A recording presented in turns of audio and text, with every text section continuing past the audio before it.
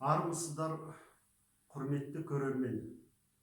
Қолжазбалар және сирек кітаптар ұлттық орталығы қолжазбалар сөйлейді айдарының кезекті қонағы, құрмет орденінің иегері, күлтегін сыйлығының лауреаты, Еуразия ұлттық университеті тарих ғылымдарының докторы, профессор, жазушы, көкбөрілердің көз жасы, мәңгі тас, Атила романдарының авторы, белгілі тарихшы, ғалым Тұрсынхан Зәкенұлы мен Қытай тарихшысы Субиқай және қазақтың жалпы тарихы туралы сұхбат. Қош келдіңіз. Қош көрдік. Отандық ғылымда Қытай танушы ретінде белгілі ғалымсыз. Сонымен бірлікте отандық ғылымда бірнеше ғылыми еңбектер жаздыңыз. Осы ретте қазақ тарихына қатысты Қытай мұрағаттарында қандай құжаттарды бөлісер едіңіз? Осыларға қысқаша ойыңызды бөлісіңіз. Рахмет. Біздің еліміздің тарихтан бергі географиялық жайғасымына байланысты біз туралы деректердің екі үлкен қоры бар. Бірі Қытай деректер қоры, бірі парсы деректер. Бұл екі әлем, парсы және Қытай, біздің әлемдік қарым-қатынасымыздың екі үлкен қанаты. Біз осы Еуразия кеңістігінде тұрып, осы елдермен тарихта жиі қарым-қатынаста болғандығымыз себепті, осы елдердің тарихи деректер қорында біз туралы мәліметтер өте көп. Ал Қытайға келетін болсақ, Қытайдың сонау Сматянның Шижинен бастап, тарихи жазбаларынан бастап, кешегі Мэнсин архивтеріне дейінгі аралықта қаншама деректер сақталған. 24 тарих және оған кірмейтін қаншама тарихи деректер бар. Жекелеген авторлардың жазған мемуар, жол жазбалар сияқты сондай көптеген деректер Қытай қорында сақталған. Енді оны ашалап айтатын болсақ, хан дәуірінің деректері, Сүй Таң дәуірінің деректері, оңтүстік, солтүстік патшалықтар дәуірінің деректері, Юань, Мин, Чин патшалықтар дәуірінің деректері деген өте көп. Өте көп. Сонда біздің қазақ мемлекеттілігінің даму тарихына қатысты ту ертеден кешегі Ресей мен Мэнсин империясының шекара бөлісіне дейінгі кезеңдегі бүткіл процестер, тарихи процестер, жағдайлар қамтылған. Біздің даламызда өмір сүрген этностардың және олар құрған мемлекеттердің тарихы, мәдени, шаруашылық дамуы, ғұрп әдеті сияқты мәселелер қамтылған. Оның сыртында Тұрфан Дунхан ескерткіштері бар. Қытайдың. Бұл енді көбінде біздің жазба мәдениетімізге қатысты, тіл тарихын зерттеуге қатысты деректер бар. Және бергі Шыңжаңда орта ғасырлық және жаңа заман кезеңіне тән көне былғары тысталған, қапталған көне кітаптар бар. Ол мынау Қашқар, Хотан, Жеті шаһар жағынан көбірек табылған. Бұл біздің түркі мұсылман халықтарының, соның ішінде қазақ халқының тарихынан да қатысты деректер бар.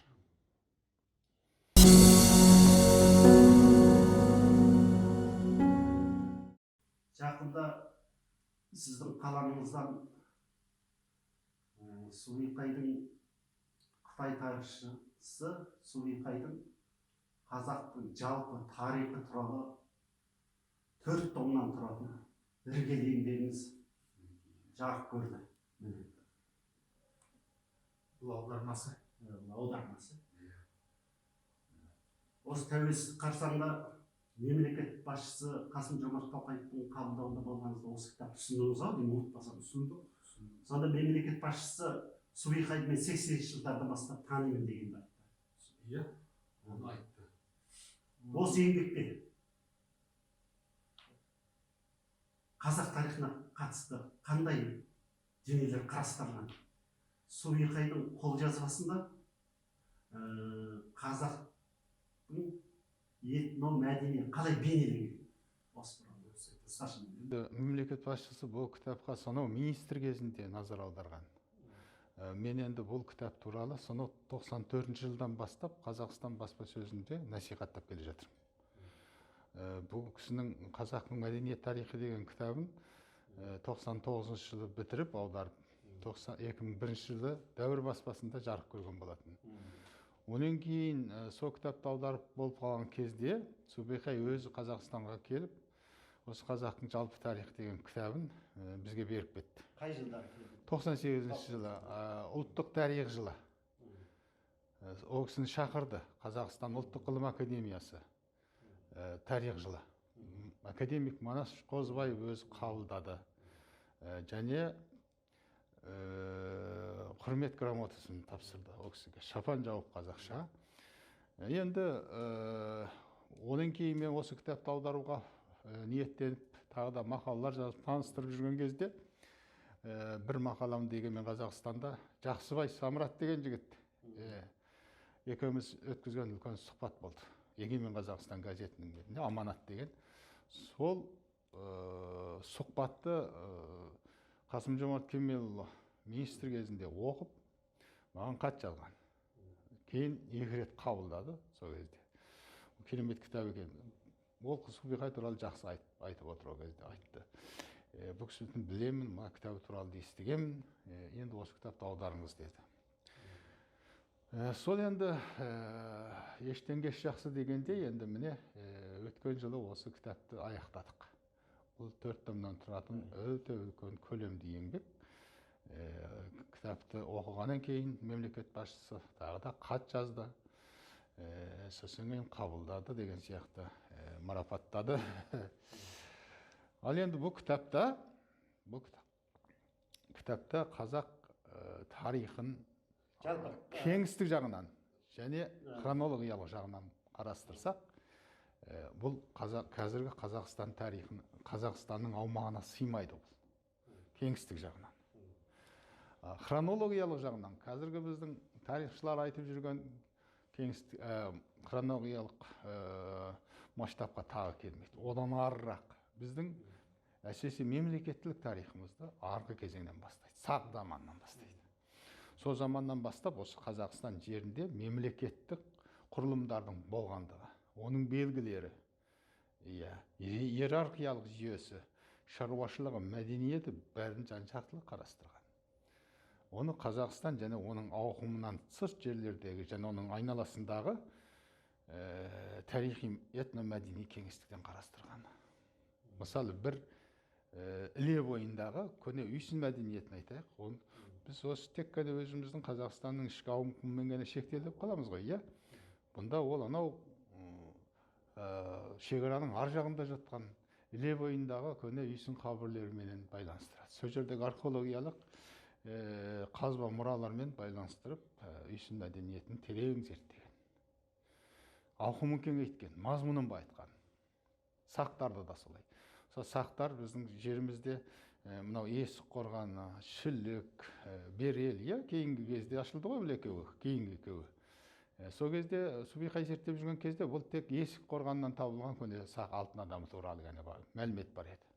Субихай осында соны келтіреді. Және сонымен бірге мынау Ерен қабырға бойынан, Іледен, Алтайдан, Тарбақтай, осы ауқымда көне сақтардың мұралары туралы зерттейді.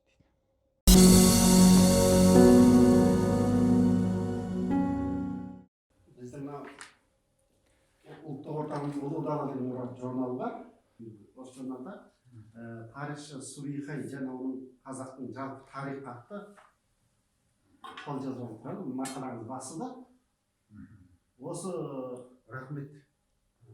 Осы мақаланы басқандарыңызға, таныстырғандарыңызға. осы енді іргелі еңбектің қазақ тарихы үшін маңызы қандай мәліметтер келтірдіңіз өзіңіз осы іргелі еңбегіңізде? Бұл еңбектің енді қазақ тарихы туралы беретін мәліметтері ұшан теңіз. Біріншіден жаңа айтып отырмын ғой, қазақ тарихын хронологиялық жақтан оның хронологиялық шеңберін кеңейткен, этномәдени кеңістігін кеңейткен, мазмұнын байытқан. Айталық жаңағы қазақ тарихын, қазақ жеріндегі мемлекеттілік тарихын көне сақтардан, үйсіндерден, көне ғұн және түркі, батыс түркілер, содан кейін әсіресе түркеш қағанатына көп орын береді, қарлық қағанатына. Оның кейін қазақтың байырғы тайпалық мемлекеттері, Шыңғысханға дейінгі, Керей, Найман, Меркіт, Қоңырат, Жалайыр, Қыпшақ, міне даладағы, ту даладағы Шыңғысханға дейінгі кезеңде қазақтың бір тайпасы, бір мемлекеттік құрылымда болғандығын айтып өтеді. Содан келіп қазақ тарихын Алтын Ордамен, Жошы ұлысымен, Шағатай ұлысымен, сосын Алтын Ордамен жалғастырып, ары қарай қазақ хандығы дәуіріне өтіп кетеді. Және қазақ халқының этникалық тарихын оның шежіресі негізінде сонымен байланыстырып зерттейді. Бұл Қытайда Нығымет Мыңжани салған дәстүр. Біздің отандық тарихнамада Қазақстанда шежіреге онша көңіл бөлмейді. Шежірені ондай ғылымға тарихи дерек ретінде қарастырмайды. Бірақ бұл да ұлт тарихының бір бөлігі деп ойлаймын мен. Осы шежірені пайдалану бұл өте дұрыс. Және көне петроглифтерді де қарастырады. Мына әсіресе Шыңжаңда жатқан көне петроглифтер. Оны қазақ тарихының, қазақ халқының рухани мұрасы ретінде қарастырады. Көрдіңіз бе?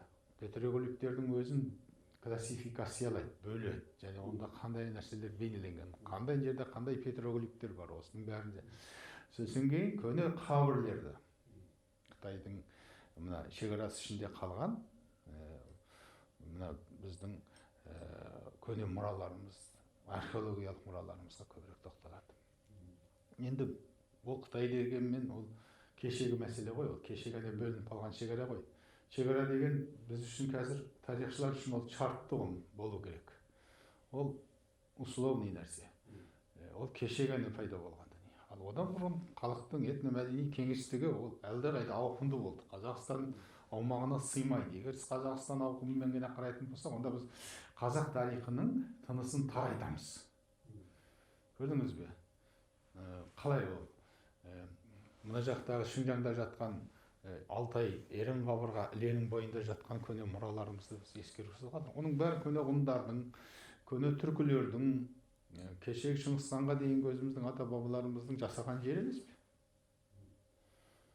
Ал енді бұла басқа ауқымда айтпай-ақ қояйық, Қазақстанның, Еділдің бойы. Кешегіне кеттік қой, кешеген айырылдық қой Еділдің бойынан. Жайықтың басы, Сібір, оңтүстік Сібір даласы. Мына Сібір хандығы кешегі, бұның бәрі өзіміздің жеріміз емес пе? Сібір хандығын қазақ хандығы ретінде қарастырады. Ондағы ру тайпалардың бәрі қазақтар деп көрсетеді. Бұл қазақтың хандығы. Соған сілтейді автор. Өзбек хандығы дегеннің шартты адамның атына берілгендігін, өзбек атына байланысты жарыққа шыққандығын. Бірақ ондағы халықтың барлығының қазақтың этномәдени тұрғыдағы бөлінбес бөлшегі екендігін көрсетеді.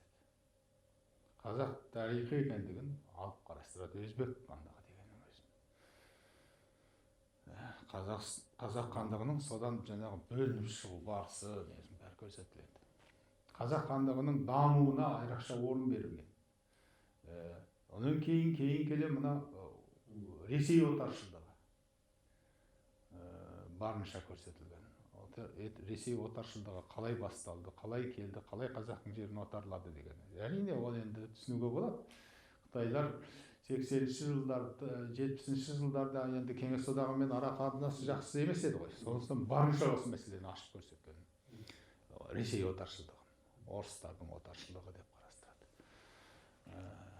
Сондай жерлері бар енді.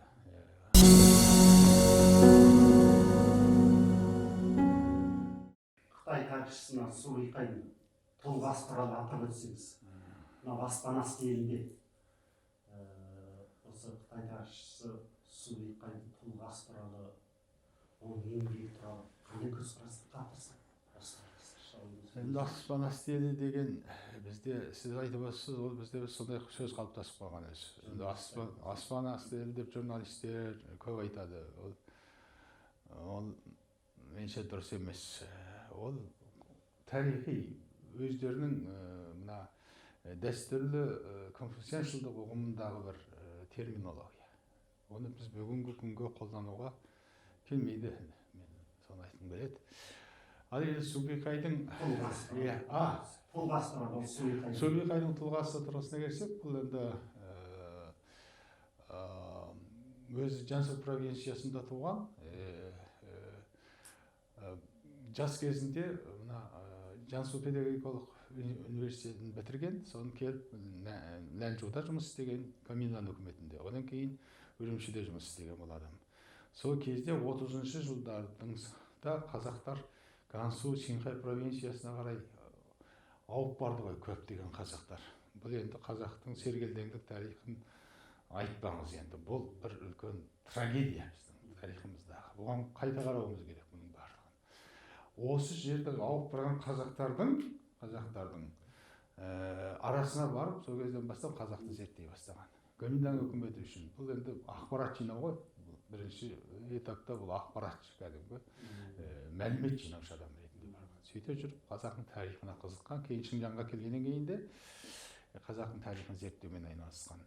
50-ші жылдардан бастап қазақтың тарихын жазған, 60-шы жылдары қазақ тарихы туралы 500.000 иероглифтен тұратын кітабын аяқтаған, бірақ оны жоғалтып алған кейін. Кейін осы Дэн Сяопин реформасы, жариялық саясаты кезеңінде бұл қайта шықты бұл кісі. Қайта шығып қазақ тарихын қайта жазумен айналысты. Шыңжаң университетіне келді, оралды. Бұл бұрын-соңды істеген, кейін бұл соққыға ұшырап, репрессияға ұшырап дегендей. Бұл жерден айырылған, бұл жұмыс орнынан. Кейін бұл қайта келіп, сол университеттің тарих факультетінде жұмыс жасады.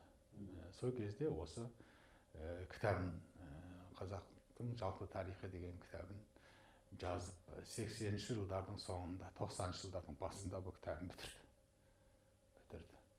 Бұл сол кезде бар мүмкіндікпен жазылды бұл кітап. Сол кездегі бар тарихнамалық жетістіктермен, деректік жетістіктермен, зерттеу нәтижелеріне негізделіп жазылды. Және бұл бір қытайлық коммунистік цензуралық елде жазылғандықтан, бұл әрине сол мемлекеттің саяси ауқымына негізделіп, сол саясат шеңберінен шықпай солай жазылған кітап. Yani автордың да белгілі бір тарихи танымы да сол ортаның әсері бар. Сондықтан бұл кітапқа бір керемет бір дүниені төңкеріп тастаған, керемет бір жаңалық ашқан, бұрын соңды біз көрмеген дүниелер бар деп үміт артсақ болмайды.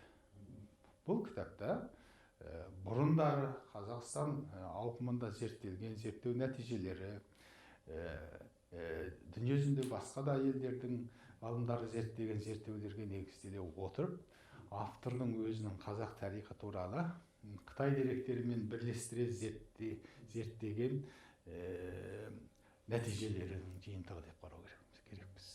Бұнда негізінен Қытай деректері көбірек қолданылған. Батыстық, қазақстандық, шетелдік авторлар, яғни орыс авторларының да еңбектері қолданылған.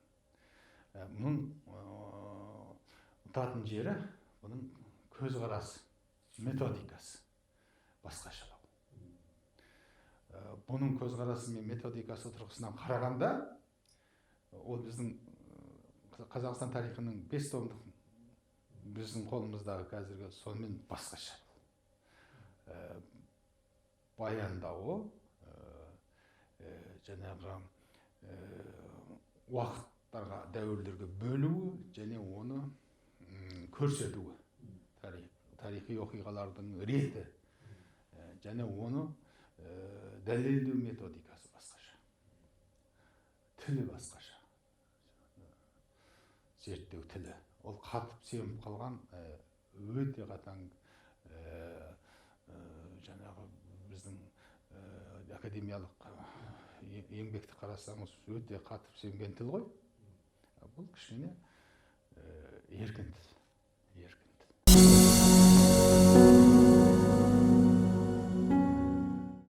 Жаңағы бір сөзіңізді айтып қалдыңыз. Көңілдан тапсырмасы бойынша батыс өңірге келіп келді. Сол осы мынау қазақ тарихын жазуға бір қандай да бір қандай себеп болды? Негізі соның этнографиясының бір жоқ басқалай бір себеп бар ма? Енді әрине ол үкіметке қызмет еткен адам ғой. Коммунистік партияда болды ма? Ол алғашында болған жоқ, коммунистік партияда болған жоқ. Партия демесі ғой. Жағын білмедім, партияда болмаған менше. Осы жалпы қазақтың осыны жалпы Қытай тарихшылары бұл кісіні туралы көзқарасы қазақтың тарихын жазғандықтан ба, үкіметтің көзқарасы да дұрыс болған жоқ бұл кісіге. Тарихшылардың өзі де кейбір ішкі жағынан бұл кісіге басқаша көзқараста. Қазақ тілін біле ме? Қазақ тілін еркін білмейді, бірақ былай біледі. Қазақ ішінде көп жүрді. Еркін сөйлей алмайды, бірақ шамалы біледі. Тұрмыстық деңгейде біледі десек болады. Жалпы қарап тұрсаң бір ұлттың тарихын, этнографиясын жазу барысында сол оның құрметі дағы. Қазақ еліне болған өзінің таңданысы қандай? Осыдан бір таңданысында шек жоқ. Ерекше бір сондай бір ұлтты жақсы көреді. Ұлтқа деген махаббаты шексіз. Бірақ енді мен жаңа айттым ғой, бір шектемелігі бар деп. Саяси көзқарас, тарихнамалық көзқарас, концепциялық тұрғыдан шектемелігі бар. Ол қандай? Ол Қытай тарихнамасының Қазақстан тарихына байланысты концепциясы. Ол түсінікті ғой бізге. Иә? Бұл да сол шеңберден шықпаған. Сол шеңберден қарайды. Иә. Қытайлық центристік көзқарас жетекші. Ол бар. Бірақ соған қарамастан кітапта бізге қажетті тұстар өте көп. Қажетті деректер өте көп. Мәселе пайдалануға байланысты. Бұл еңбекті. Сондықтан біз бұны алдымен жалпы ғылыми көпшілік қауымның талқысына, пайдалануына арнап шығардық. Біздің тарихшылардың сыни көзқараспен қарап, деректанулық, тарихнамалық көзқарас принцибімізде тұра отырып өзіміздің отандық. Бұған сыни көзқараспен пайдалануымыз керек. Мінекей. Рахмет Тұрсын Қанаға, алтын уақытыңызды бөліп, біздің ортаққа келіп, сайттан сұхбат бергеніңізге көп рахмет. Сізге шығармашылық табыс тілейміз. Рахмет өздеріңізге. Сізді шақырып сұхбатқа. Осындай сұхбат өткізгендеріңізге көп рахмет. Қонағымызды қайталап таныстырып өтсек, қолжазбалар және сирек кітаптар ұлттық орталығы қолжазбалар сөйлейді айдарының қонағы құрмет орденінің күлтегін ескерткіштердің иегері Еуразия ұлттық университеті тарих ғылымдарының докторы, профессор, жазушы, көкбөрілердің көз жасы, Мәңгітас Атида романдардың авторы Тұрсынхан Зәкенұлы. Осымен сұхбатымыз аяқталды. Сізге көп рахмет. Аман сау болыңыздар.